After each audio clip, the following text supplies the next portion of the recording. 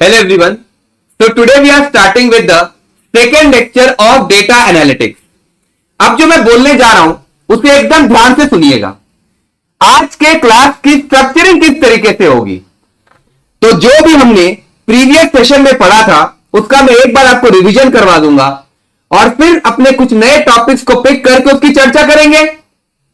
और मैं बता रहा हूं, अटेंटिव रहकर अगर आप मेरी बातों को सुनते चले जाओगे ना तो एंटायर कंटेंट समझ में भी आ जाएगा और क्लास में मेमोराइज भी हो जाएगा। कोई लोड मत लीजिए आप लोग। तो चलिए लेकर प्रभु का नाम, let's start with the revision of previous class, जहां हमने दो टॉपिक्स को डिस्कस किया था, 8.1 and 8.2।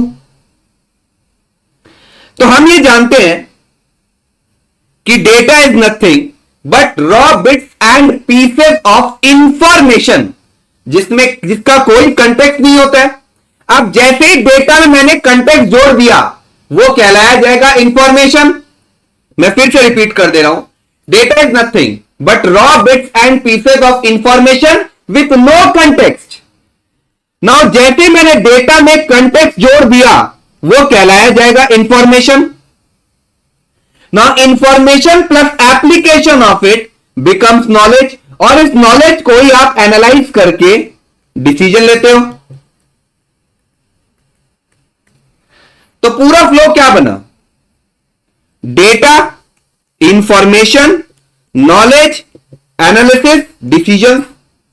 So the goal of any information system is to transform data into information to generate knowledge जिसे आप एनालाइज करोगे and can be used for decision making। बताओ समझने में थोड़ी भी दिक्कत है? नहीं, ये तो बहुत ही ज्यादा इजी है। फिर आ जाइए नेचर ऑफ डेटा में। तो हम जानते हैं कि तीन सेट में क्लासिफाई किया जा सकता है, numerical data, descriptive data and graphical data. मेरे स्कूल के रिपोर्ट कार्ड में जो मुझे मार्क्स मिले that is numerical data, teacher का कमेंट इज डिस्क्रिप्टिव डेटा, और अगर आपको कुछ ग्राफ वगैरह दिख जाए तो इट विल बी, ये कहलाया जाएगा ग्राफिकल डेटा।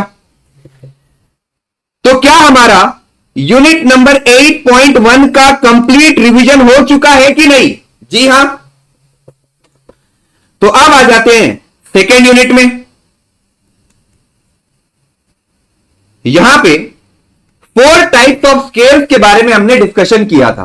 पहला होता है नॉमिनल, दूसरा ऑर्डिनल, तीसरा इंटरवल और आखिरी होता है आपका रेशियो स्केल। जब आप डेटा को केवल और केवल क्लासिफाई करते हो, कैटेगराइज करते हो, वो कहलाया जाता है नॉमिनल स्केल।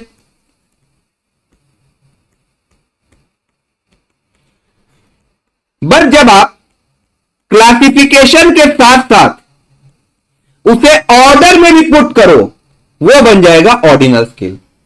तो समझो नॉमिनल स्केल में क्या हो रहा है, आप केवल और केवल डेटा को क्लासिफाई कर रहे हो, कैटेगराइज कर रहे हो, लेकिन ऑर्डिनल स्केल में क्लासिफिकेशन के साथ साथ उसे आप ऑर्डर में भी पुट कर रहे हो। अब इंटरवल स्केल में क्या कहानी है? आप डेटा को क्लासिफाई करो, ऑर्डर में पुट करो, प्लस इक्वल इंटरवल भी होना चाहिए। बट रेशियो स्केल में क्या होगा? क्लासिफिकेशन है, डेटा ऑर्डर में है, इक्वल इंटरवल है, प्लस यहां पर ट्रू जीरो भी होगा। यह टॉपिक इंपॉर्टेंट है, एग्जाम में हिट कर सकता है, इसलिए मैं फिर से रिपीट कर दे रहा हूं। देखो, नॉमिनल स्केल में आप केवल और केवल डेटा को कैटेगराइज करते हो, क्लासिफाई करते हो। ऑर्डिनल स्केल में क्लासिफिकेशन तो है ही, plus you are putting it in order. Interval scale में क्या होगा फिर? Classification, putting it in order, plus equal interval. Ratio scale, यहां पे क्लासिफिकेशन है, पुटिंग इट इन ऑर्डर है, इक्वल इंटरवल है, प्लस यहां पर ट्रू जीरो का भी कंसेप्ट है। तो देखिए हमारा यूनिट नंबर 8.1 एंड 8.2 का कंप्लीट रिवीजन हो चुका है। इजी लग रहा है कि नहीं ये सब्जेक्ट? हाँ, इस सब्जेक्ट में तो कुछ भी नहीं है। तो चलिए अब हम लोग कुछ नए टॉपिक्स की चर्चा स्टार्ट करें। तो हम पढ़ने जा रहे हैं unit number 8.3 digitization of data and information. Entire chapter number 8 जो हम पढ़ रहे हैं उसका सबसे इंटरेस्टिंग और टेक्निकल पार्ट यही है, जिसे पढ़ने में मजा आता है और पढ़ाने में भी जबरदस्त मजा आएगा। तो कुल मिलाकर यहां पर 4 टॉपिक्स है। पहला, objective of digitization, this is very easy. Second topic है largest digitisation project, this is very very easy. और मैं बता रहा हूं ये दोनों टॉपिक्स पढ़ाने में मुझे 1 मिनट लगेगा। बट जब अपने टॉपिक नंबर 3 में आते हैं ना, why we digitize, this concept is good and how do we digitize, this concept is very very good. लगभग 1.5 घंटा का क्लास रहेगा, 1 घंटा 20 मिनट मुझे इसका ही डिस्कशन में निकल जाएगा। मजेदार कंसेप्ट है, एकदम अटेंटिव रहोगे तो आपको मैं मेमोराइज भी करवा दूंगा और कोई दिक्कत आने वाली नहीं है। इतना दिमाग में गया या नहीं? हां सर, इतना तो समझ में आया। तो अब हम सबसे पहले टॉपिक नंबर 3 पढ़ेंगे, वाई वी डिजिटाइज। बहुत ही इंटरेस्टिंग कंसेप्ट है, कब शुरू होगा कब खत्म होगा पता ही नहीं चलेगा आपको। देखो,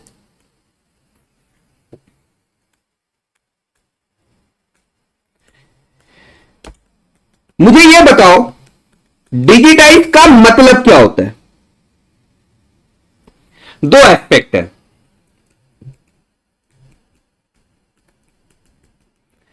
नॉन इंटीग्रेटेड सिस्टम से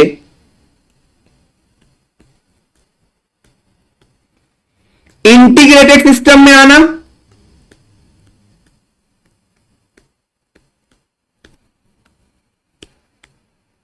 और हमारा सेकेंड एस्पेक्ट है मैनुअल से ऑटोमेटेड सिस्टम में स्विच कर जाना।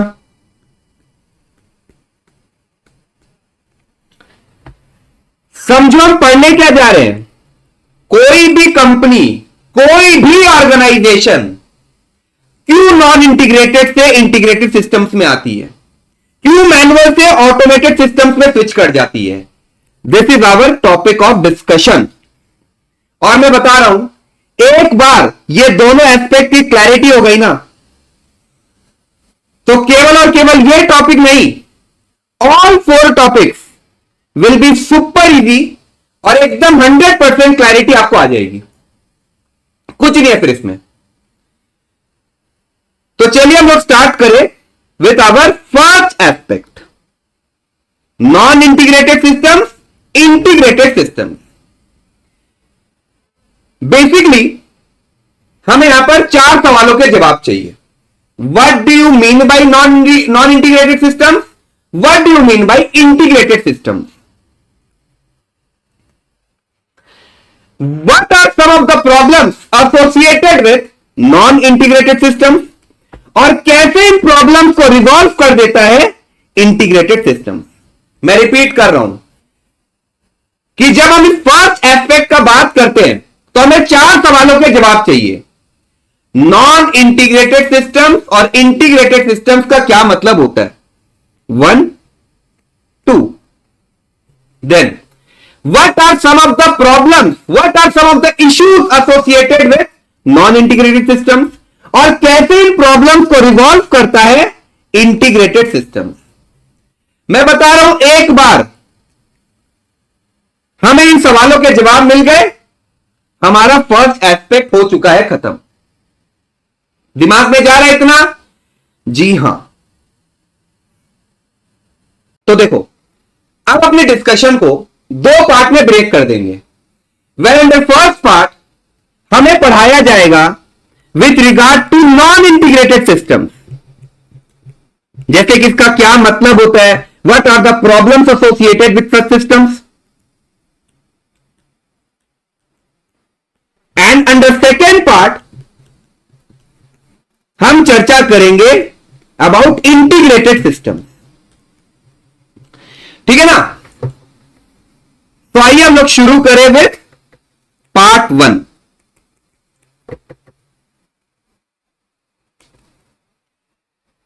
मेरा आपसे एक सवाल है, बिजनेस प्रोसेस का क्या मतलब होता है?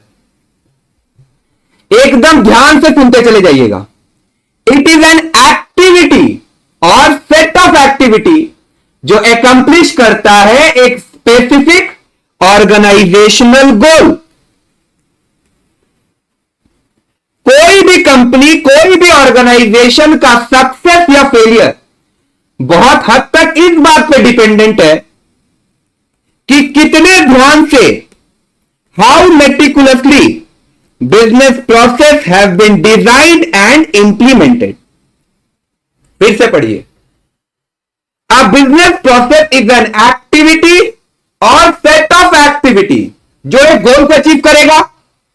कोई भी कंपनी, कोई भी ऑर्गेनाइजेशन का सक्सेस या फेलियर बहुत हद तक इस बात पे डिपेंडेंट है कि कितने ध्यान से, how meticulously business process has been designed and implemented. कुछ भी समझ में आया? जी नहीं। एग्जाम्पल के थ्रू बातों को रखूंगा, तुरंत क्लैरिटी आ जाएगी।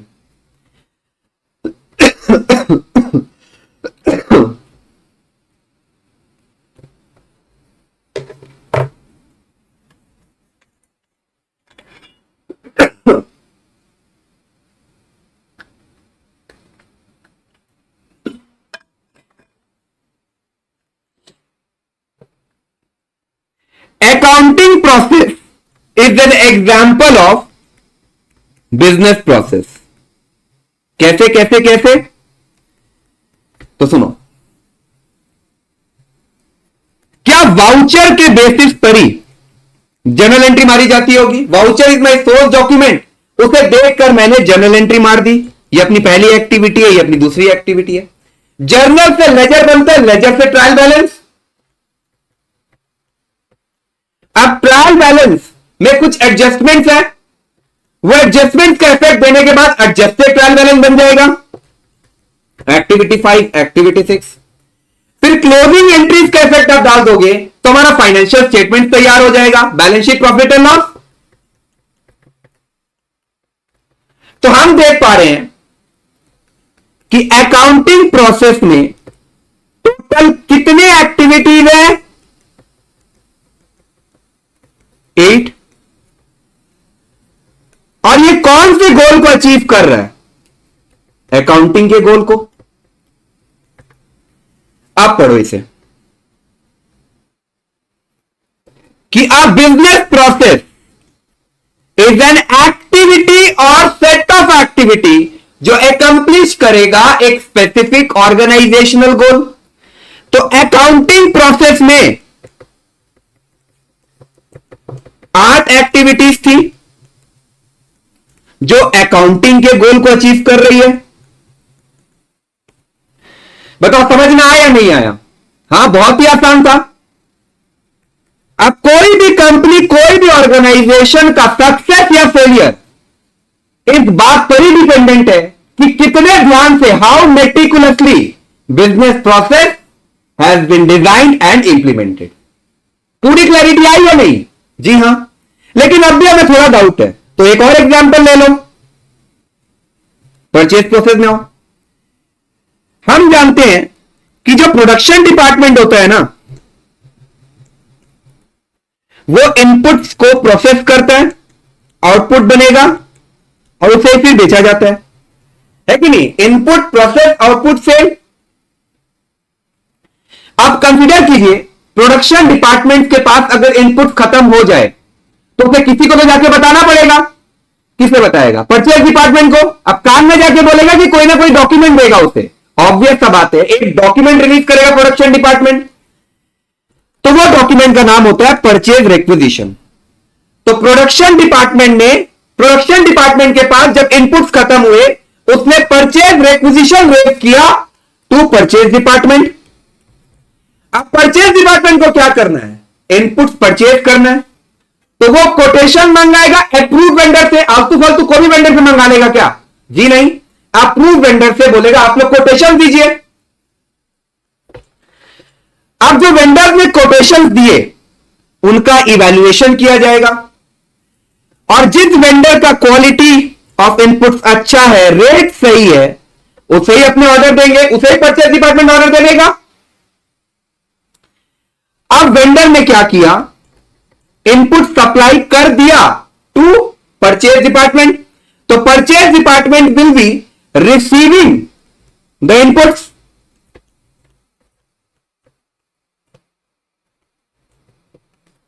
नाउ दिस परचेज डिपार्टमेंट के पास जो इनपुट्स आए हैं वो इशू करेगा टू प्रोडक्शन डिपार्टमेंट। हाँ, और वेंडर अब क्या करेगा, देखो समझो क्या हो रहा है कि प्रोडक्शन डिपार्टमेंट के पास इनपुट्स खत्म हुए, उसने परचेज डिपार्टमेंट को बताया, परचेज डिपार्टमेंट ने कोटेशन मंगाया डिफरेंट वेंडर से।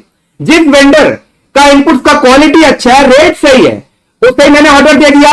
अब वेंडर ने क्या किया, इनपुट सप्लाई कर दिया to purchase department, purchase department ने उस इनपुट्स को इशू कर दिया टू प्रोडक्शन डिपार्टमेंट। अब ये वेंडर अपना इनवॉइस भी तो देगा कि भैया मैंने 1 करोड़ का इनपुट सप्लाई किया है, 1 करोड़ का माल बेचा है टू परचेज डिपार्टमेंट, उसका पेमेंट कीजिए। तो recording of purchase invoice by account, और फाइनली वेंडर को पेमेंट कर दिया जाएगा, है कि नहीं? तो कितनी एक्टिविटीज आप देख पा रहे हैं? 9।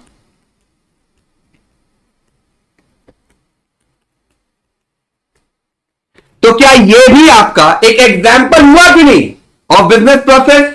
जी हां। तो देखो फिर से रीड करो कि business process is an activity or set of activities जो एकम्प्लिश करेगा एक स्पेसिफिक ऑर्गेनाइजेशनल गोल। जैसे कि अकाउंटिंग प्रोसेस जो था उसमें 8 एक्टिविटीज है और ये अकाउंटिंग के गोल को अचीव कर रही है। सिमिलरली परचेज प्रोसेस में 9 एक्टिविटीज थी और ये परचेज के गोल को अचीव कर रही है। क्लैरिटी आ रहा है या नहीं?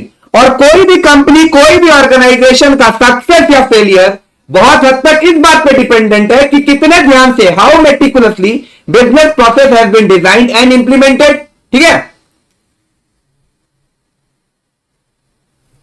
ये देखने की दरकार है नहीं आपको।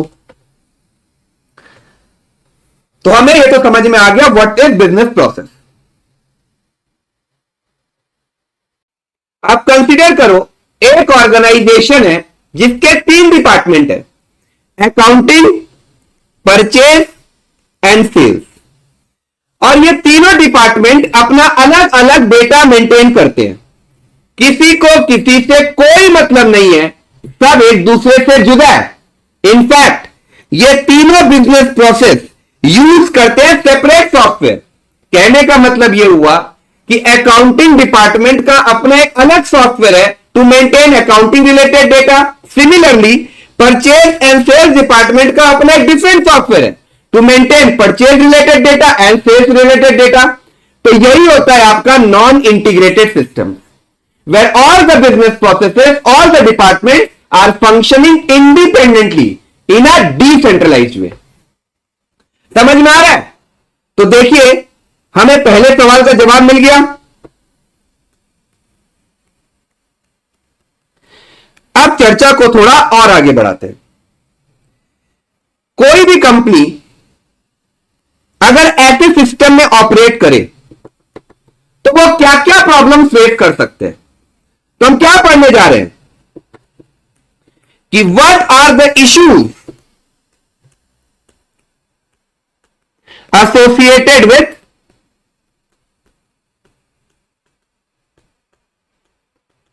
Non integrated systems.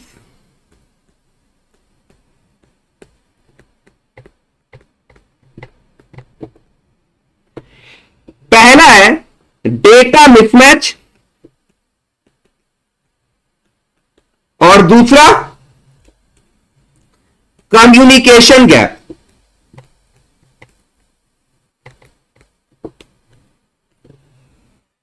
ये क्या लिखा है आपने, थोड़ा समझाइए तो सही। एकदम प्रैक्टिकल एग्जाम्पल दूंगा मैं, ध्यान से बातों को सुनते चले जाना, मजेदार और इंटरेस्टिंग कंसेप्ट है ये, ठीक है। देखो,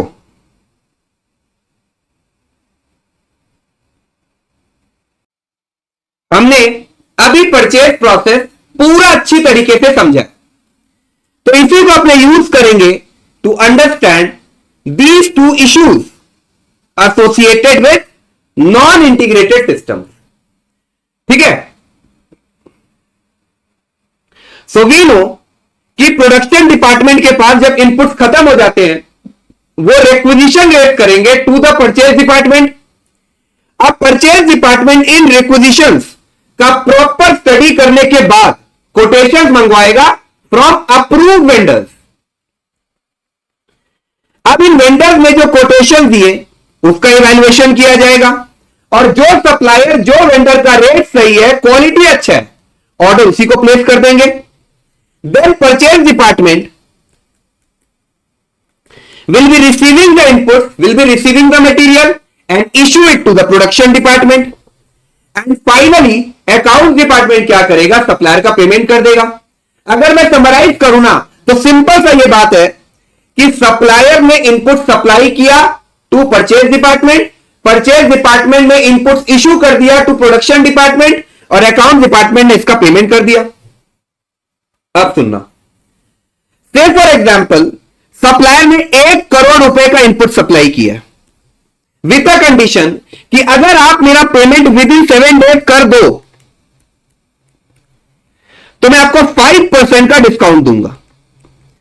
तो 1 करोड़ में अगर 5% माइनस कर दे तो 95 लाख का पेमेंट करना पड़ेगा कंपनी को। हाँ? लेकिन अगर आप मेरा पेमेंट आफ्टर 7 डेज करते हो तो कोई डिस्काउंट नहीं है। तो आप मुझे एक बात का जवाब दो, सप्लायर अपना इनवॉइस किसे दे रहा है? परचेज डिपार्टमेंट को, and purchase department is handing over that invoice to account department. तो क्या यह पॉसिबिलिटी है या नहीं कि परचेज डिपार्टमेंट ने जो इनवॉइस दिया है अकाउंट डिपार्टमेंट को वो आफ्टर 7 डेज दे, जिस कारण जो डिस्काउंट कंपनी को मिल सकता था वो नहीं मिल रहा है। तो बेसिकली हो क्या रहा है यहां पे? Communication gap between the two department, पहला अकाउंट्स, दूसरा परचेज। कैसे कम्युनिकेशन गैप स्टैब्लिश होगा? सिंस नॉन इंटीग्रेटेड सिस्टम में कंपनी ऑपरेट कर रहा है, जितने भी बिजनेस प्रोसेस है, जितने भी डिपार्टमेंट्स है, सब एक दूसरे से जुड़ा है, सब अलग अलग फंक्शन कर रहे हैं, इंडिपेंडेंटली काम कर रहे हैं इन अ डिसेंट्रलाइज्ड वे, किसी को किसी से कोई मतलब नहीं है। तो पहला प्रॉब्लम, पहला इशू दिमाग में गया या नहीं? जी हां, हमें समझ में आया कि नॉन इंटीग्रेटेड सिस्टम में कम्युनिकेशन गैप एक बहुत बड़ा दिक्कत है। अब चर्चा को थोड़ा और आगे बढ़ाएं। आप कंसीडर कीजिए कि परचेज डिपार्टमेंट ने टाइमली इनवॉइस हैंड ओवर कर दिया है टू अकाउंट डिपार्टमेंट। तो मुझे एक सवाल का जवाब दो, क्या केवल और केवल सप्लायर को पेमेंट करना इतनी ही रेस्पॉन्सिबिलिटी है क्या इसकी? जी नहीं, सिस्टम में एंट्री भी तो मारना होगा। समझो अकाउंट डिपार्टमेंट के हैंड में इनवॉइस है जिसकी वैल्यू 95 लाख रुपीस की है। एंट्री मारते वक्त हो सकता है 9.5 लाख या फिर 9.5 करोड़ की डल जाए, एक जीरो कम एक जीरो बेसी। इसे ही कहा जाता है डेटा मिसमैच। आपको डालना था 95 लाख रुपीस, लेकिन डल गया 9.5 लाख या फिर 9.5 करोड़। तो these are the two issues associated with non integrated system. First communication gap and second data mismatch. तो जितना भी मैंने आपको अब तक समझाया है, अगर मैं उसे समराइज करूं ना, तो बात यह निकल कर आती है कि कोई भी ऐसी कंपनी जिसके बिजनेस प्रोसेसेस इंडिपेंडेंटली फंक्शन करे और डेटा को मेंटेन कर रहा है वो इन ए डिसेंट्रलाइज्ड मैनर, हम उसे नॉन इंटीग्रेटेड सिस्टम कहेंगे। और यहां पर 2 इश्यूज है, first communication gap and second data mismatch. सिर्फ इतना ही समझाया मैंने आपको अब तक। तो देखिए, कुल मिलाकर हमें 4 सवालों के जवाब चाहिए थे, जिसमें से ये डन है और ये भी कंप्लीट हो गया। और मैं बता रहा हूं, एक बार नॉन इंटीग्रेटेड सिस्टम आपको समझ में आया ना, तो इंटीग्रेटेड सिस्टम सब बच्चों का खेल है। देखो,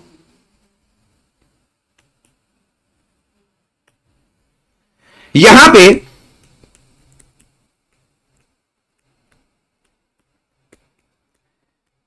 डेटा को मेंटेन किया जा रहा था इन अ डिसेंट्रलाइज्ड मैनर।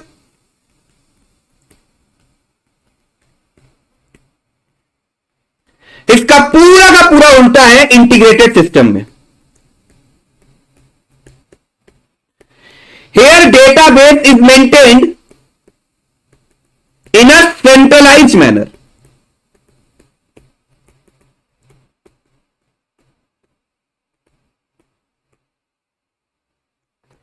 क्या मतलब हुआ इसका, थोड़ा समझाइए तो सही।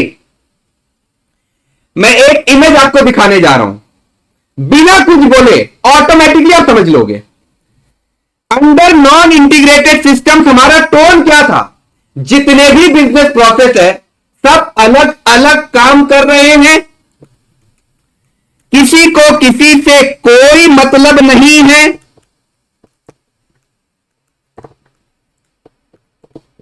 दे are maintaining their data in a decentralized manner.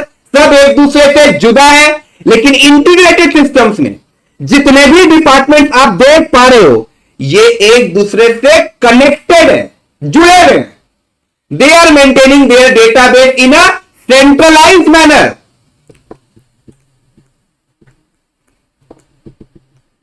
Certain examples of software that runs in an integrated system. कहने का मतलब ये हो गया, कुछ एग्जाम्पल दीजिए ऐसे सॉफ्टवेयर के जो इंटीग्रेटेड सिस्टम्स में रन कर रहे हैं आज। Tally, ERP, MS Axapta, MFG Pro, SAP, Oracle etcetera. बताओ समझ में आ रहा है या नहीं? तो अगर मैं पूरा रिपीट करूं ना, तो देखिए, नॉन इंटीग्रेटेड सिस्टम्स में आप डेटा को मेंटेन करते हैं इन अ डिसेंट्रलाइज्ड मैनर। यहां पे 2 इश्यूज है, पहला कम्युनिकेशन गैप, दूसरा डेटा मिसमैच। इंटीग्रेटेड सिस्टम में database is maintain in a centralised manner. तो देखिए, हमें 3 सवालों के जवाब मिल चुके हैं। हमें यह समझ में आ गया what is non integrated systems, what is integrated systems, what are some of the problems that are associated with non integrated systems. तो ये डन, ये भी डन। अब इन इश्यूज को कैसे रिजॉल्व करता है इंटीग्रेटेड सिस्टम, बस यही बचा रह गया है। तो देखो,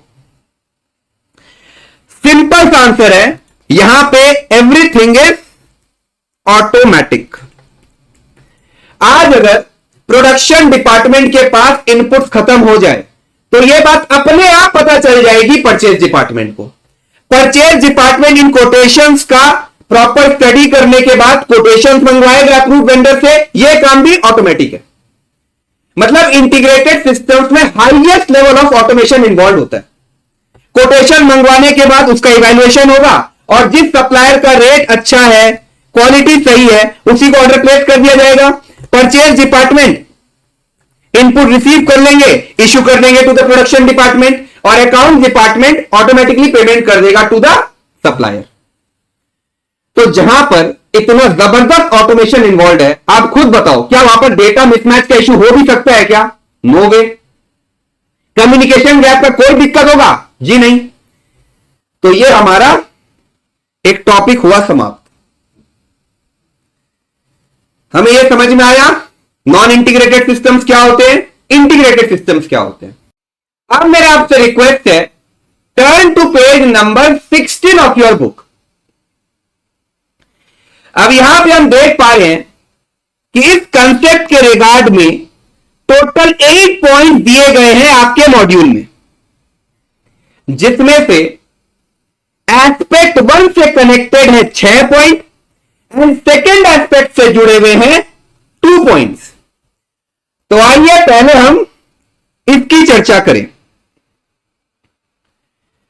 तो जब भी कोई कंपनी नॉन इंटीग्रेटेड से इंटीग्रेटेड सिस्टम में स्विच करती है तो वो काफी सारे बेनिफिट्स को एंजॉय करेंगी। उसका ही डिस्कशन हम करने जा रहे हैं। देखो, पहले तो ये वर्ड देखते ही हम लोग के दिमाग में घंटी बज रहा है कि सारे के सारे डिपार्टमेंट एक दूसरे के साथ जुड़े हुए हैं, कनेक्टेड है, इंटीग्रेटेड है। इसलिए लिखा हुआ है higher integration with business information systems. इस पॉइंट को समझने में मुझे नहीं लगता आपको कोई भी डाउट आया होगा, क्योंकि इतने देर से मैं इंटीग्रेटेड इंटीग्रेटेड चिल्ला रहा था। हाँ, ये तो इजी लगा। देन अंडर दिस कंसेप्ट जबरदस्त लेवल ऑफ ऑटोमेशन इन्वॉल्व होता है। प्रोडक्शन, परचेज, अकाउंट्स डिपार्टमेंट सब अपने आप ही काम कर रहे हैं। तो क्या मेरा वर्क जल्दी प्रोसेस हो रहा है या नहीं? जी हां। तो अंडर इंटीग्रेटेड सिस्टम्स हेल्प करता है इन वर्क प्रोसेसिंग। और अगर मेरा काम फटाफट प्रोसेस होगा तो ऑर्गेनाइजेशन की प्रोडक्टिविटी बढ़ेगी कि गिरेगी? ऑब्वियस बात है, बढ़ेगी। सो इंक्रीज को for rise in organisational productivity. तो अब तक हम लोगों ने 3 बेनिफिट्स के बारे में चर्चा कर ली है। पहला क्या है? Higher integration with business information system. Then क्योंकि यहां पे जबरदस्त लेवल ऑफ ऑटोमेशन इन्वॉल्व है, इसीलिए मेरा काम फटाफट प्रोसेस हो रहा है, हेल्प इन वर्क प्रोसेसिंग। और क्योंकि मेरा काम जल्द हो पा रहा है, इसीलिए ऑर्गेनाइजेशन की जो प्रोडक्टिविटी है ना, वो बढ़ेगी। तो इंक्रीज को for rise in organisational productivity. ठीक है ना? Then under integrated system centralize database का कंसेप्ट रन करता है। Now this database can be accessed from multiple locations. समझो कि आज अकाउंट डिपार्टमेंट अगर बिल्डिंग 1 में, human resource department building number 2 में, मार्केटिंग बिल्डिंग 3 में, तो मल्टीपल लोकेशन से इस डेटाबेस को एक्सेस किया जा सकता है। साथ ही साथ एक वक्त पर मोर देन 1 पर्सन भी इस डेटा को एक्सेस कर सकते हैं। इसलिए लिखा हुआ है कि it can be access from multiple location and this database can be access by more than 1 person simultaneously. तो टोटल 5 बेनिफिट का डिस्कशन ओवर हो चुका है। मैं रिपीट कर दे रहा हूं। पहले तो इंटीग्रेटेड वर्ड देखते ही हम लोग के दिमाग में आएगा higher integration with business information system. Then क्योंकि यहां पे जबरदस्त लेवल ऑफ ऑटोमेशन इन्वॉल्व है, इसीलिए मेरा काम फटाफट प्रोसेस हो रहा है, हेल्प इन वर्क प्रोसेसिंग। और क्योंकि मेरा काम जल्द से जल्द खत्म हो पा रहा है, उस कारण ऑर्गेनाइजेशन की प्रोडक्टिविटी बढ़ेगी कि गिरेगी? ऑब्वियस बात है, इंक्रीज होगा। तो increase scope for rise in organisational productivity. Then क्योंकि यहां पर सेंट्रलाइज डेटाबेस का कंसेप्ट है, तो this database can be accessed from multiple locations and this database can be accessed by more than 1 person simultaneously. एक वक्त पर काफी सारे डिपार्टमेंट इस डेटाबेस को एक्सेस कर सकते हैं। ठीक है? देन नॉन इंटीग्रेटेड सिस्टम के इस इमेज में हम देख पा रहे हैं कि टोटल 7 डिपार्टमेंट्स हैं और ऑब्वियस सा बात है, सब अपना अपना डेटा मेंटेन करेंगे। तो कितना बैकअप मेंटेन करना पड़ेगा? जितने डिपार्टमेंट्स उतना बैकअप मेंटेन करो। तो है total number of departments if 7 है और डिसेंट्रलाइज्ड डेटाबेस है, तो how many number of backup files are required to be created? 7। But integrated system में जितने भी डिपार्टमेंट्स हो कोई फर्क ही नहीं पड़ता है, सिर्फ यहां पर सेंट्रलाइज्ड डेटाबेस का कंसेप्ट है। तो यहां पर हमें कितने बैकअप फाइल क्रिएट करना पड़ेंगे? 1। क्योंकि सारे के सारे डिपार्टमेंट अपना डेटा एक ही जगह स्टोर कर रहे हैं। तो अगर कोई अनएक्सपेक्टेड इवेंट हो गया या डिजास्टर हो गया, उससे अपने आप को बचाने के लिए मुझे केवल और केवल एक ही बैकअप फाइल क्रिएट करना है। इसलिए बताया जा रहा है कि under integrated system backup file को क्रिएट करना काफी ज्यादा आसान है, to prevent from any unexpected disaster. तो यहां हमने एस्पेक्ट 1 से जुड़े हुए जो भी 6 पॉइंट थे सब समझ लिए। मैं रिपीट कर दे रहा हूं। पहला, higher integration with business information systems. Then क्योंकि यहां पे जबरदस्त लेवल ऑफ ऑटोमेशन इन्वॉल्व है, इस कारण वर्क फटाफट प्रोसेस हो रहा है, और क्योंकि मेरा काम जल्दी से जल्दी हो पा रहा है तो ऑर्गेनाइजेशन की प्रोडक्टिविटी बढ़ेगी। तो increase scope for rise in organisational productivity.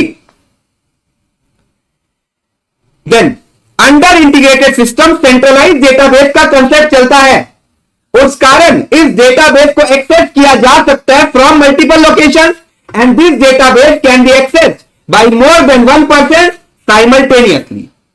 और आखिरी पॉइंट क्या कह रहा है हमसे कि it is easier to keep backup files and retrieval during any unexpected event or disaster. अगर कोई अनएक्सपेक्टेड कुछ हो गया, उससे अपने आप को बचाने के लिए मुझे केवल और केवल एक ही बैकअप फाइल क्रिएट करना पड़ेगा। तो अब आप अपने मॉड्यूल में आ जाओ। देखिए हम लोगों ने क्या क्या पढ़ लिया है।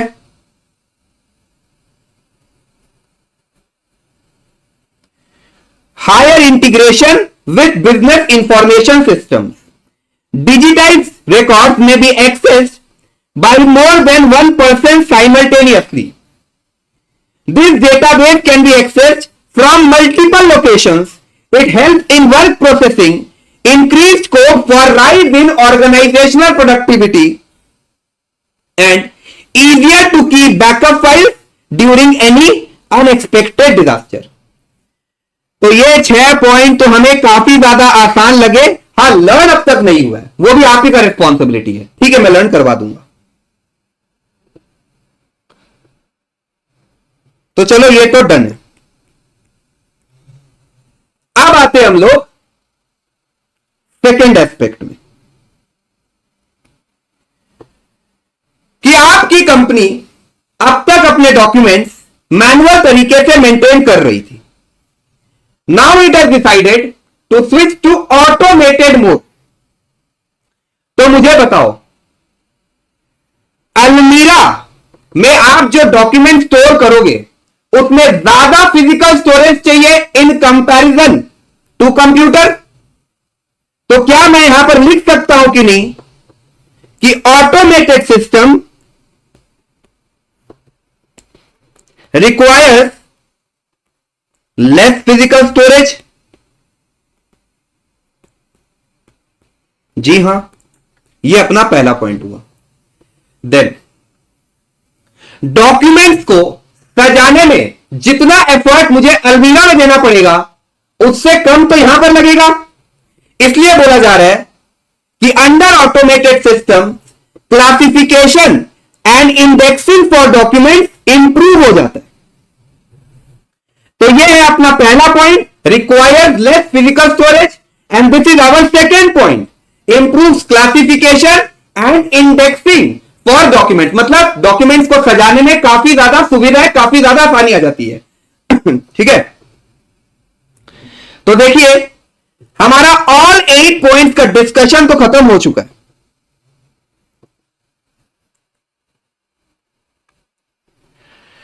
अब हमें इसे याद करना है। देखो कितना भी समझ लो, वर्थलेस है वो, जब तक इसे आप रट्टा ना लगा लो। तो अब हम लोग इसको पूरा याद करने में घुसते हैं। एक पोएट्री है मेरे पास। क्या पोएट्री है, थोड़ा बताइए तो सही। अरे 1 मिनट रुको ना रे भाई, तुम लोग तो बहुत ही हड़बड़ी कर रहा है। पोएट्री कुछ ऐसा है, इंटीग्रेशन। एक्सेस कौन करेगा, कहां से करेगा, काम करेगा तो उठेगा। फिर से सुनो, जब हम लोग वाई वी डिजिटाइज के कंटेंट को याद कर रहे हैं तो पहला वर्ड आना चाहिए इंटीग्रेशन। डिजिटाइज मतलब क्या हुआ? नॉन इंटीग्रेटेड से इंटीग्रेटेड सिस्टम में आना, तो इंटीग्रेशन तो हम भूलेंगे ही नहीं। फिर एक्सेस कौन करेगा, कहां से करेगा, काम करेगा तो उठेगा, तो इंटीग्रेशन से आपको याद आना चाहिए higher integration with business information systems. Then centralize database को एक्सेस कौन करेगा? More than 1% simultaneously. कहां से करेगा? मल्टीपल लोकेशन से। काम करेगा तो उठेगा, काम को इंग्लिश में क्या बोलते हैं? वर्क, तो it help in work processing. और उठेगा मतलब हो गया राइज, तो increase scope for rise in organisational productivity. फिर से बोलो, वाई वी डिजिटाइज। डिजिटाइज देखते हैं मेरे दिमाग में आ रहा है नॉन इंटीग्रेटेड से इंटीग्रेटेड सिस्टम में आना। अब इंटीग्रेटेड है तो पहला वर्ड तो दिमाग में चला गया कि higher integration with business information system. Then access कौन करेगा, कहां से करेगा, काम करेगा तो उठेगा, तो एक्सेस कौन करेगा? More than 1% simultaneously. कहां से करेगा? मल्टीपल लोकेशन से। काम करेगा मतलब हो गया वर्क, तो वर्क तो फटाफट होगा ना, तो हेल्प इन वर्क प्रोसेसिंग। काम करेगा तो उठेगा मतलब राइज होगा, तो increase scope for rise in organisational productivity. तो ये 5 पॉइंट तो हमें याद हो चुका है। देन आते हैं सेकेंड सेट में।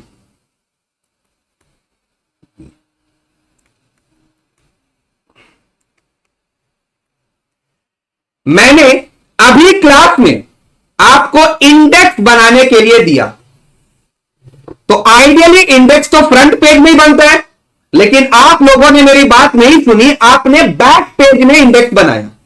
अब इंडेक्स जब आप बनाओगे तो अपने हाथों से ही बनाओगे, कोई फिजिकल वर्क इन्वॉल्व है? बस खत्म हो गया। कि मैंने आपको क्लास में एक इंडेक्स बनाने के लिए कहा। अब आमतौर पे स्टूडेंट अपने नोटबुक के फर्स्ट पेज में इंडेक्स बनाते हैं, लेकिन आप मेरी बात सुनोगे नहीं, आपने बैक पेज में इंडेक्स बनाया। अब इंडेक्स बनाने में एक फिजिकल वर्क तो इन्वॉल्व है, तो क्या सारे कीवर्ड आपके दिमाग में गए? अब देखो, क्लास से आपको याद आना चाहिए क्लासिफिकेशन, इंडेक्स से आपको याद आएगा इंडेक्सिंग, तो improve classification and indexing for documents. Then back page से क्या याद आएगा आपको? Easier to keep backup files during any unexpected disaster. और फिजिकल से आपको याद आना चाहिए रिक्वायर लेस फिजिकल स्टोरेज। तो फिर से ऑटो पॉइंट बोलो, why we digitise, non integrated से इंटीग्रेटेड में आना, तो हमें याद आ जाता है higher integration with business information systems.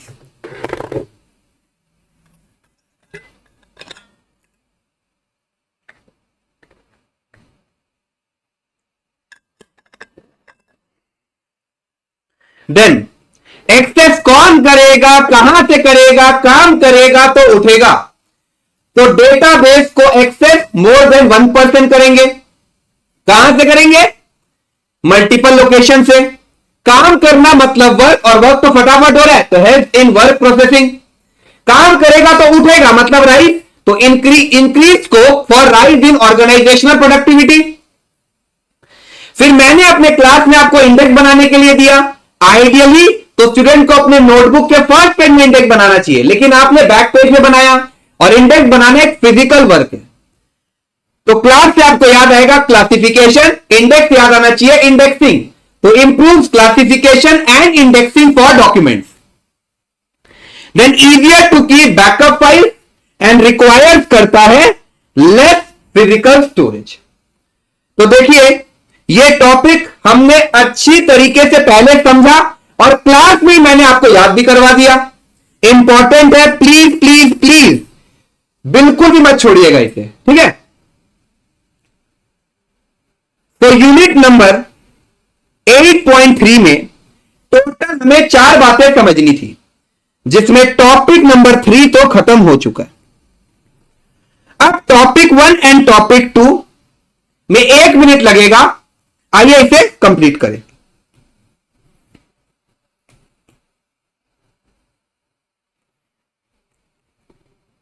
One of the largest digitisation project taken up in India is unique identification number और आधार।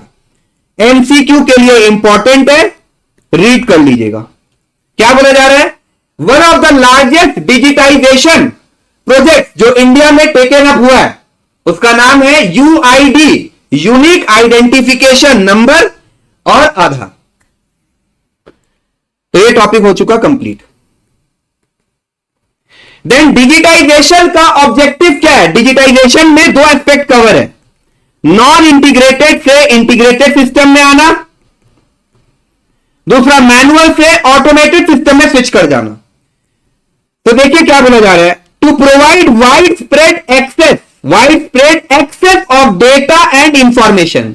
What is the difference between data and information? हम जानते हैं, to a very large group of users simultaneously. अभी मैंने आपको बताया कि under integrated system उस डेटाबेस को मल्टीपल लोकेशन से एक्सेस किया जा सकता है and it can be access by more than one person simultaneously. यही लिखा हुआ है कि to provide wide spread access of data to a very large group of users, मतलब more than one person simultaneously.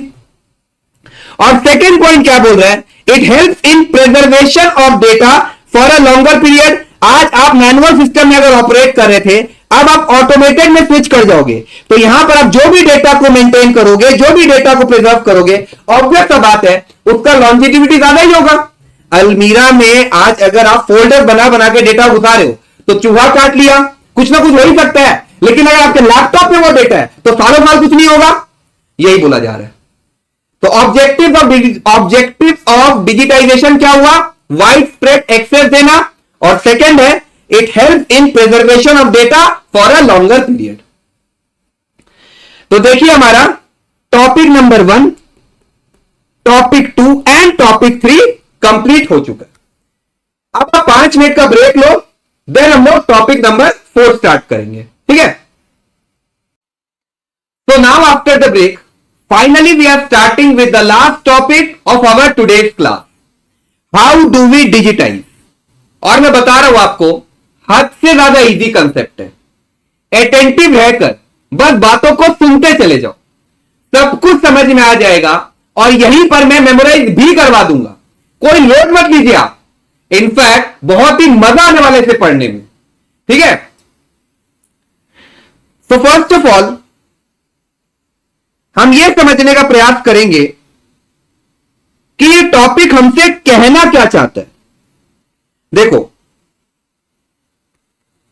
कोई भी ऐसी कंपनी जिसके business processes presently non integrated systems में रन कर रहे हैं and now it want to switch to integrated system, तो ये जो ट्रांसफॉर्मेशन हो रहा है ना, from this to this,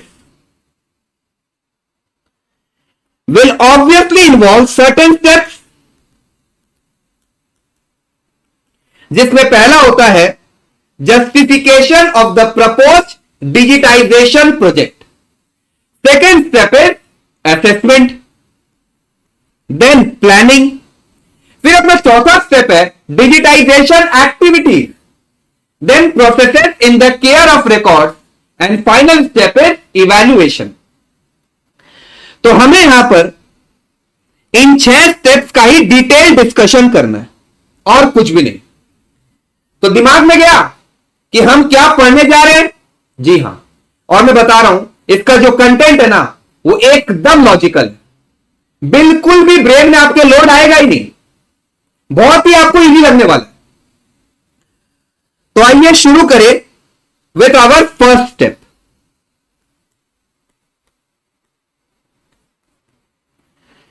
company का नाम है ABC.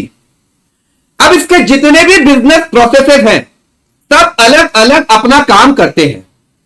Now this company wants all the departments to maintain centralised database, सब एक साथ इकट्ठा होकर काम करें।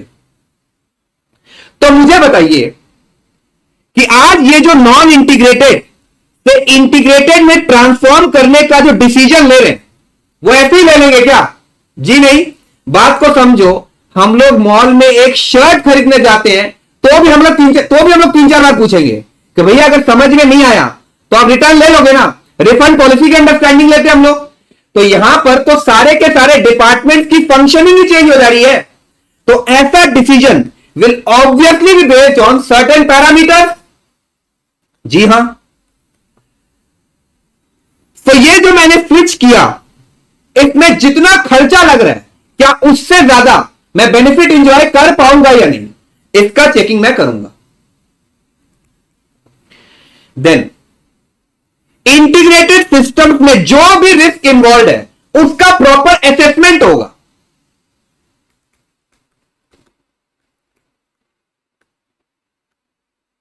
एंड फाइनली क्या जो भी रिसोर्सेज की रिक्वायरमेंट है वो सारे मेरे पास अवेलेबल है या नहीं, इसकी मैं चेकिंग करूंगा। तो तीन चीज है, पहला कॉस्ट बेनिफिट एनालिसिस, दूसरा risk assessment, and finally I will be checking availability of resources. तो देखिए यही हमारा पहला स्टेप बन गया, justification of the proposed digitisation project. मतलब क्या हुआ प्रोजेक्ट का, नॉन इंटीग्रेटेड से इंटीग्रेटेड में आना। यह decision will be based on 3 parameters.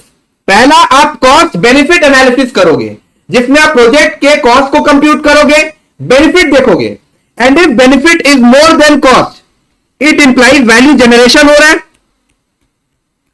And this value generation should be expressed in clear terms.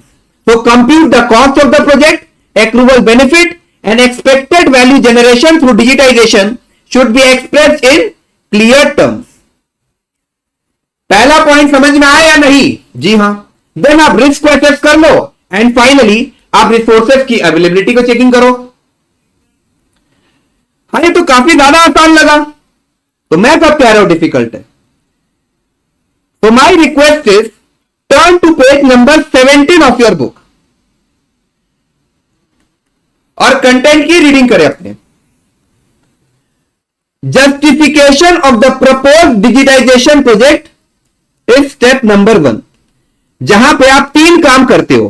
पहला कॉस्ट बेनिफिट एनालिसिस, यहां पे आप प्रोजेक्ट के कॉस्ट को कंप्यूट करोगे, बेनिफिट देखोगे, and if benefit is more than cost it implies value generation and this value generation should be expressed in clear terms. Second क्या करोगे आप, रिसोर्सेज की अवेलेबिलिटी को चेक करोगे and finally you will conduct risk assessment कि integrated systems में जो भी रिस्क इन्वॉल्व है उसका प्रॉपर आप असेसमेंट कर लिए।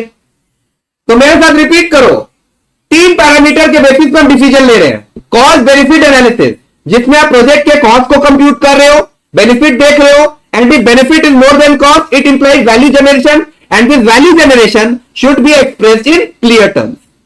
Second आप क्या करोगे, availability of resources को चेक करोगे and finally you will conduct risk assessment. फिर से बोलो, cost benefit analysis, risk assessment, resources की availability.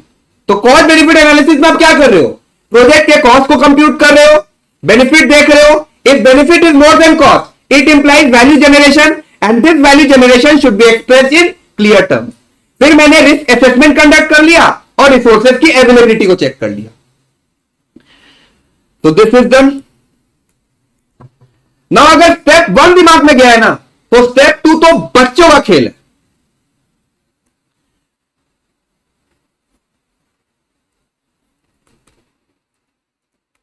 समझो, यहां पे हमें बताया जा रहा है कि रिसोर्सेज की अवेलेबिलिटी को आप चेक कर लेना। अरे रिसोर्सेज कितने प्रकार के होते हैं ये तो बताओ। 5, man, money, machine, material and method of selling the product. ये आपको स्टेप 2 में बताया गया। आज मेरी कंपनी अगर नॉन इंटीग्रेटेड से इंटीग्रेटेड सिस्टम में स्विच कर रही है तो मुझे लैपटॉप चाहिए। अब लैपटॉप एक ऐसा मशीन है, लैपटॉप एक ऐसा मशीन है जिसके अंदर हार्डवेयर भी होगा, जिसके अंदर सॉफ्टवेयर भी होगा। लैपटॉप को खरीदने के लिए मेरे पास पैसे होने चाहिए, मनी, और लैपटॉप को यूज करने के लिए मेरे पास लोग होने चाहिए, मैन। तो 5 रिसोर्सेज है, man, money, machine, material and method of selling the product, जिसमें स्टेप नंबर 2 में कैटेगोरिकली मैन, मनी और मशीन के बारे में बताया गया है। देखो, the hardware and software requirement for digitisation is also assessed at this stage. Laptop एक ऐसा मशीन है जिसके अंदर हार्डवेयर भी है, सॉफ्टवेयर भी है। लैपटॉप को खरीदने के लिए मुझे पैसे चाहिए और इसको यूज कौन करेगा? लोग, मैन। अब लोगों का रिक्रूटमेंट कौन करता है? Human resource department. तो the human resource requirement for executing the digitization project is also planned. यही कंटेंट आपकी बुक में लिखा हुआ है, देख लो। The hardware and software requirement for digitisation is also assessed at this stage. तो लैपटॉप इज अ मशीन जिसके अंदर हार्डवेयर भी है, सॉफ्टवेयर भी है। लैपटॉप को खरीदने के लिए पैसे चाहिए और लैपटॉप को यूज करने के लिए मेरे पास लोग होने चाहिए। इनका रिक्रूटमेंट कौन करेगा? Human resource department. तो the human resource requirement for executing the digitization project is also planned. समझ में आया?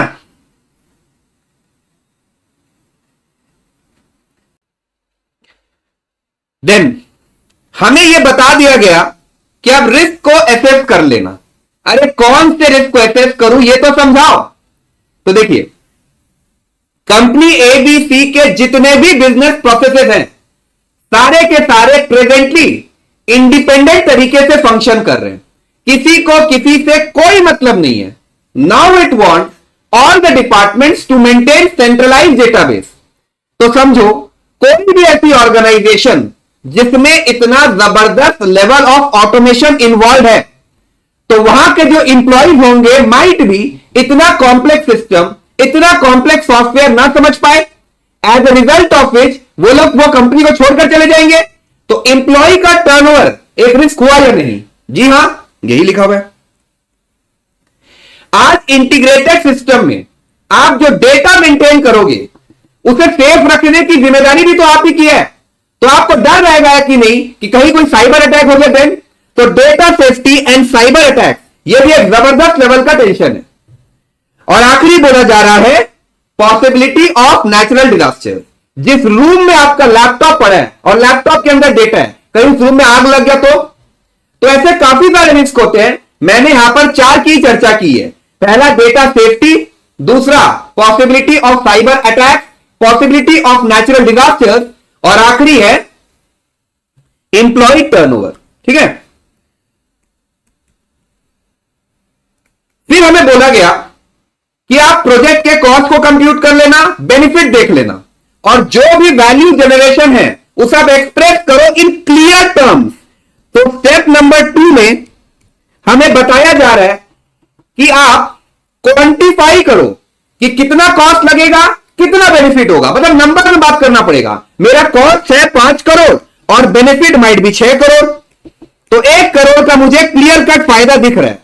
As a result of which मैं नॉन इंटीग्रेटेड सिस्टम से इंटीग्रेटेड सिस्टम में स्विच करूंगा। यही है आपका स्टेप नंबर 2 और कुछ नहीं है इसमें। आइए कंटेंट की रीडिंग करें। So the risk assessment at this level includes possibility of natural disasters, cyber attacks, employee turnover और क्या है?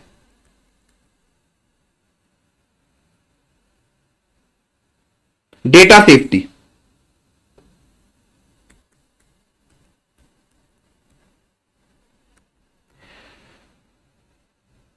तो मैंने अब तक आपको जितना भी पढ़ाया है मैं फिर से रिपीट कर रहा हूं और यहीं पर प्लीज आप याद कर लो।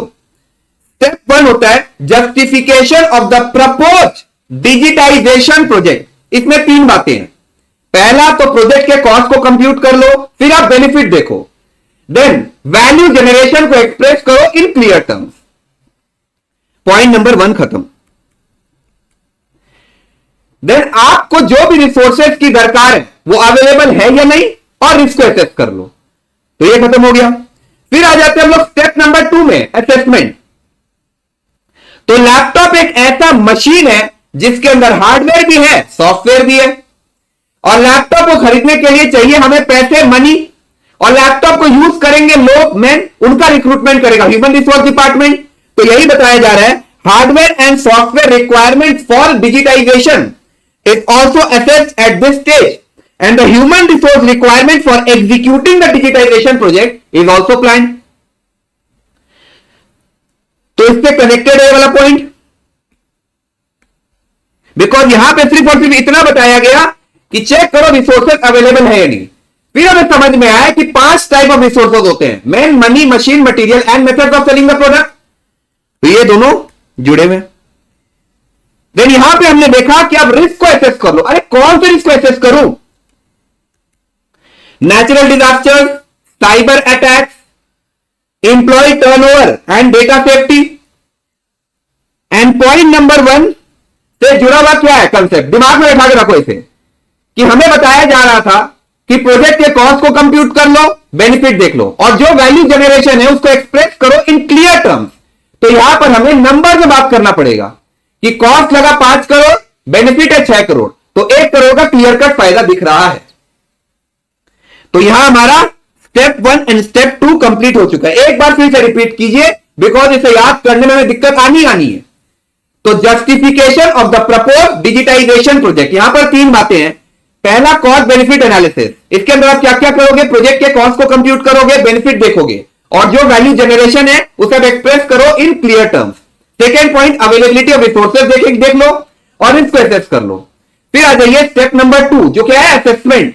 अब यहां पर आप क्या क्या करते हो, जब रिस्क के असेसमेंट की बात हो रही है तो यहां पर 4 टाइप्स ऑफ रिस्क है। पहला, possibility of natural disaster, possibility of cyber attacks, data safety, employ turnover. और रिसोर्सेज 5 तरीके के होते हैं, man, money, machine, material and methods of selling the product. तो लैपटॉप एक ऐसा मशीन है जिसके अंदर हार्डवेयर भी है, सॉफ्टवेयर भी है। लैपटॉप को खरीदने के लिए चाहिए हमें पैसे, मनी, और लैपटॉप को यूज करेंगे लोग, मैन, जिनका रिक्रूटमेंट करता है ह्यूमन रिसोर्स डिपार्टमेंट। तो क्या अब स्टेप 1 और स्टेप 2 पूरा दिमाग में गया या नहीं, समझ में आ रहा है? हाँ, ये तो बहुत ही ज्यादा आसान था। तो अब आ जाइए फेज 3 प्लानिंग में, और मजा का बात यह है कि it is completely connected with first 2 steps. देखो, पहले तो हमें यह समझाया गया कि आपके पास रिसोर्सेज अवेलेबल होने चाहिए। Then we know there are 5 types of resources, man, money, machine, material and methods of selling the product.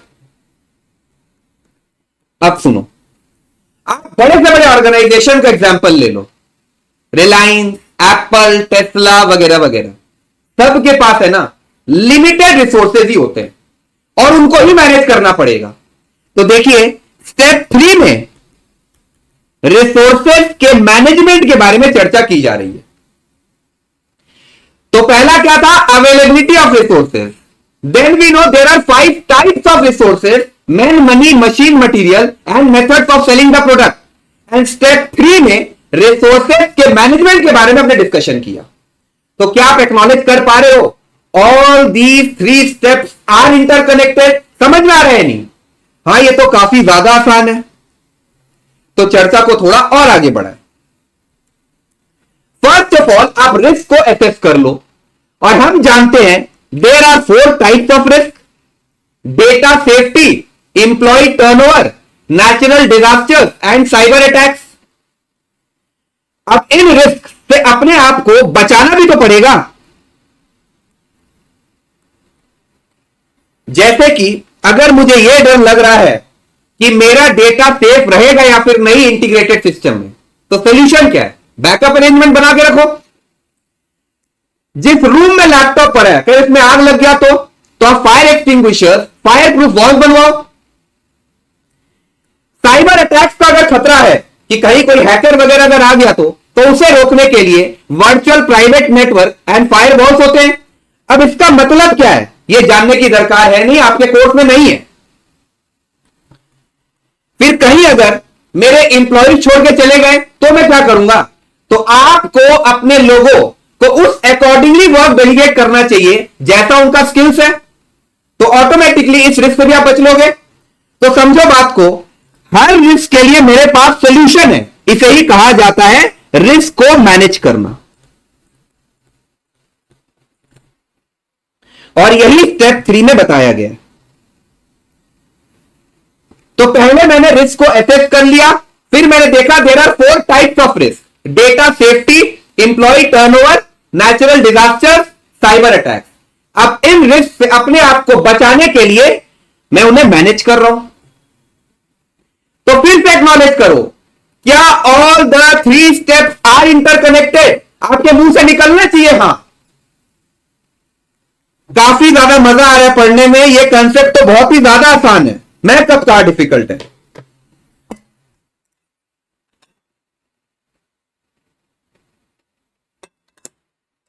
ये भर के दीजिए तो।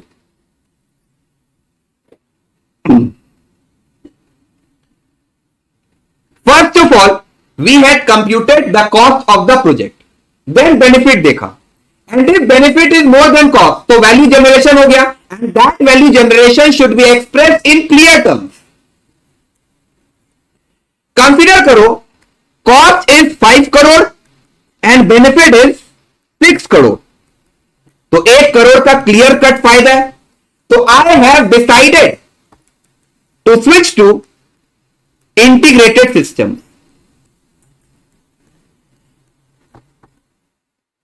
तो ये जो काम है ये मैं खुद भी कर सकता हूं इन हाउस, किसी थर्ड पार्टी को भी बोल सकता हूं कि आप कर दो मेरे लिए, आउटसोर्सिंग। और थोड़ा काम मैं खुद करूंगा, थोड़ा काम किसी बाहर वाले से करवाऊंगा, इन बैचेस।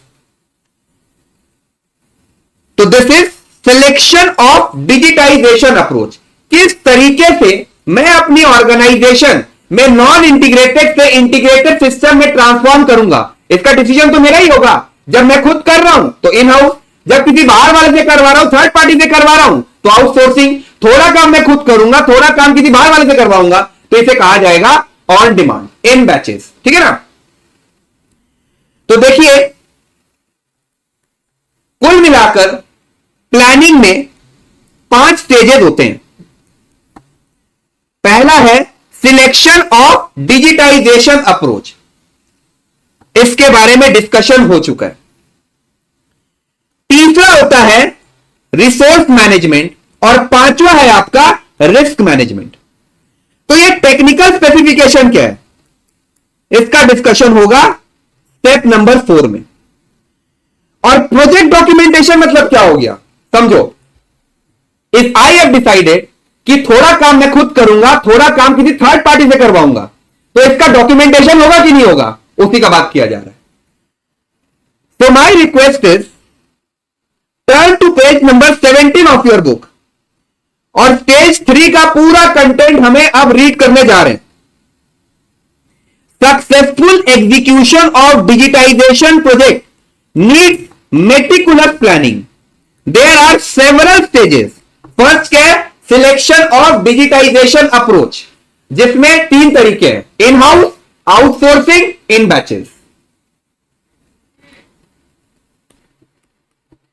सेकेंड क्या होगा, अगर मैं थोड़ा काम खुद कर रहा हूं, थोड़ा काम किसी बाहर वाले से करवा रहा हूं, तो उसका प्रॉपर डॉक्यूमेंटेशन बनाना होगा, प्रोजेक्ट डॉक्यूमेंटेशन।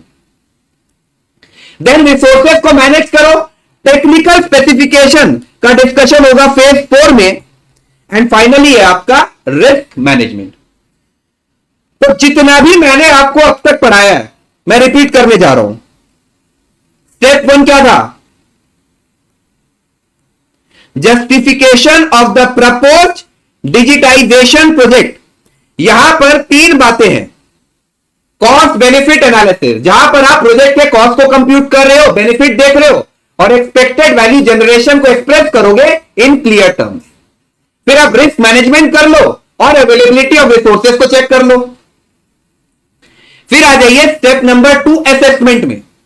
हम जानते हैं there are 5 types of resources, man, money, machine, material and methods of selling the product. अब लैपटॉप एक ऐसा मशीन है जिसके अंदर हार्डवेयर भी है, सॉफ्टवेयर भी है। लैपटॉप को खरीदने में लगेंगे पैसे, मनी, और लैपटॉप को यूज करेंगे लोग, मैन, उनका रिक्रूटमेंट करेगा ह्यूमन रिसोर्स डिपार्टमेंट। तो देखिए hardware and software requirement for digitisation is also assessed at this stage. Human resource requirement for executing the digitization project is also planned.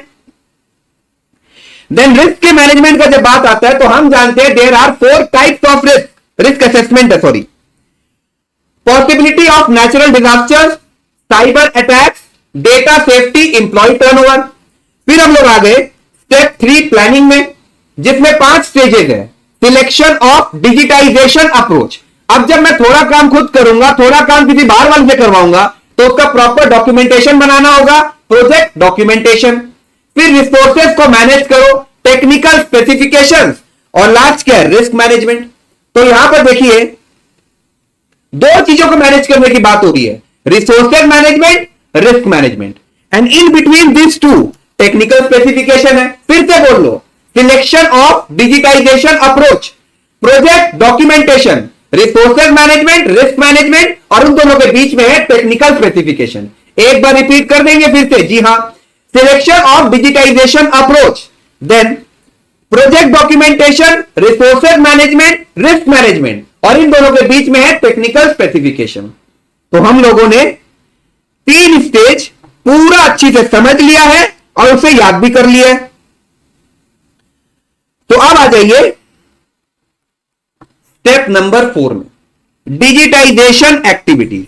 अब इसका जो कंटेंट है ना, ये आपको सिर्फ और सिर्फ रीड करना है, और ये जो पॉइंट्स आप देख पा रहे हो इसे बस रट लो।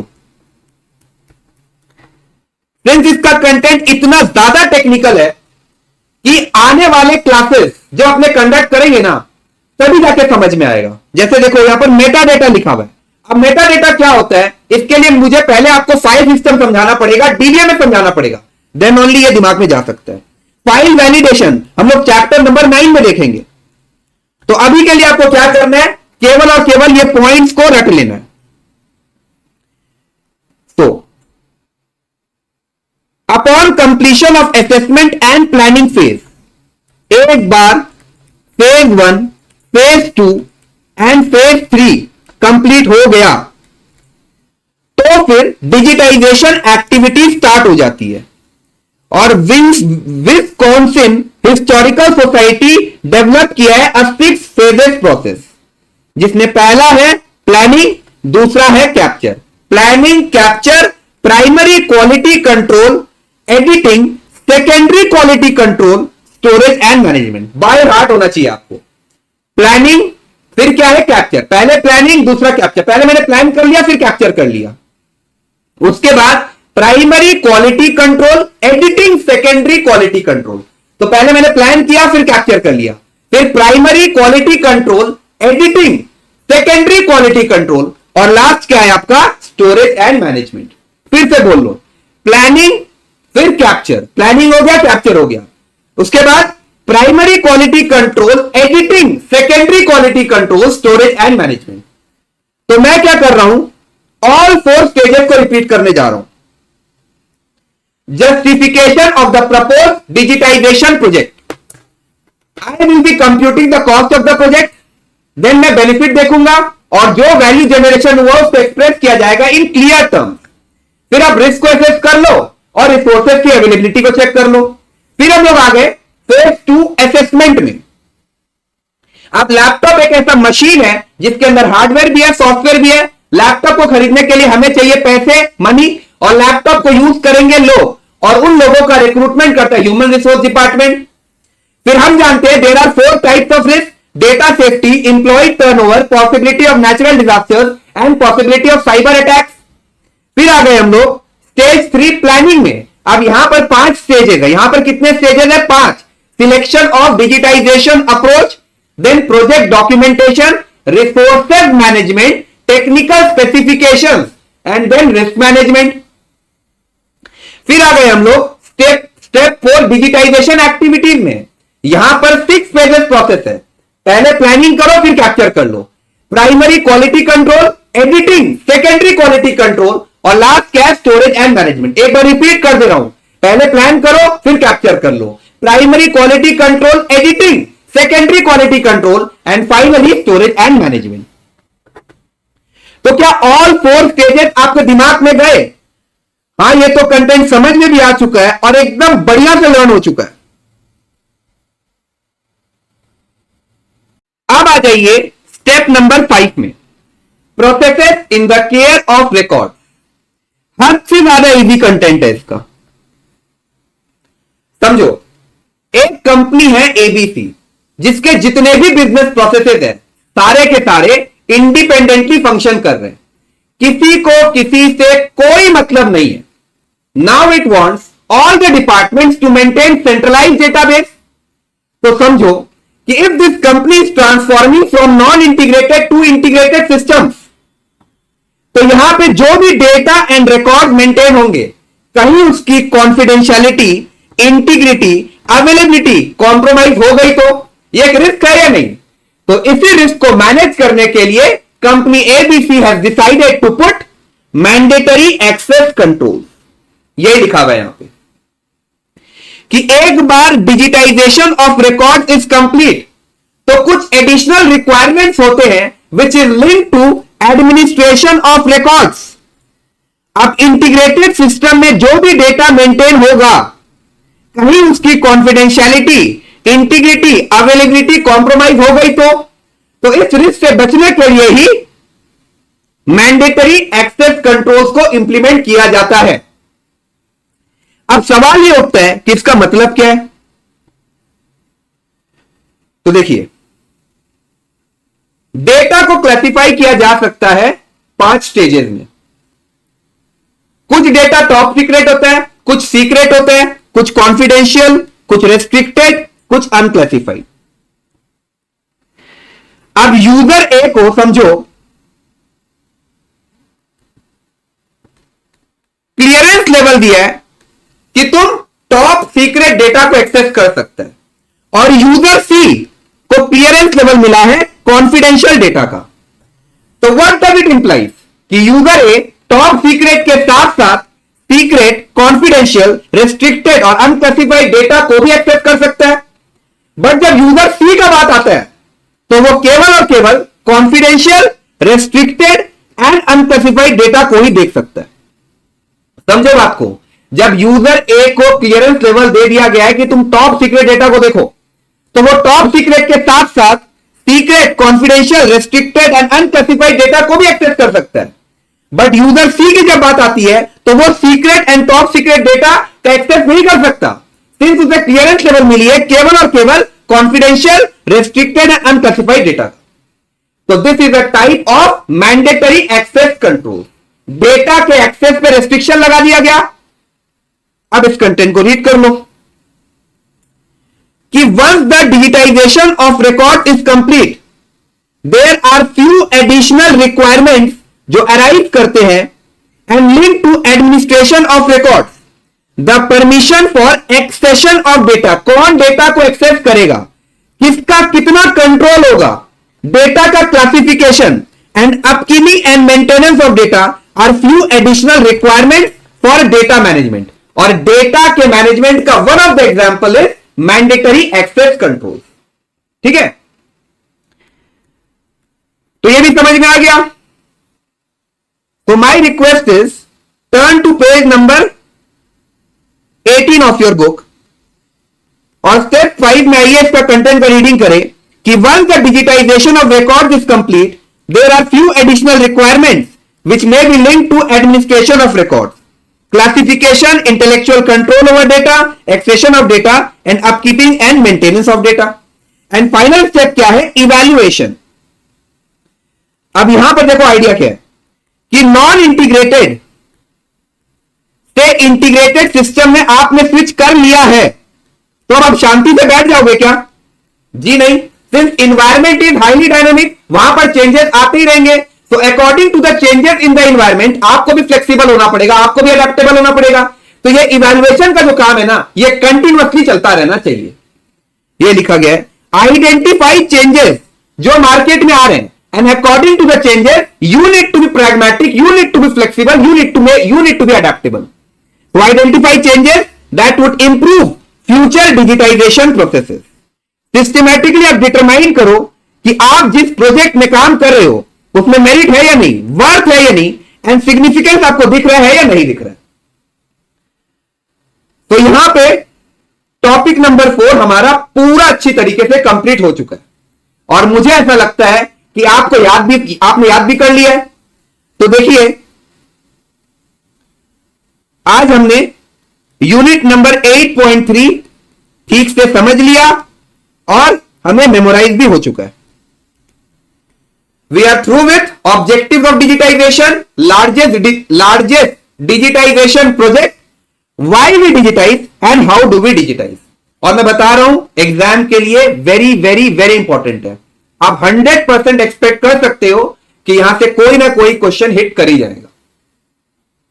तो इसी कथन से आज के क्लास का मैं एंड करता हूं। अपने हेल्थ का प्रॉपर्ली ध्यान रखिए। जिस तरीके से मैं पढ़ाते जा रहा हूं कंटिन्यूअसली उसे रिवाइज कीजिए ताकि बाद में लोड नहीं आएगा। ठीक है, तो चलिए टाटा बाय बाय।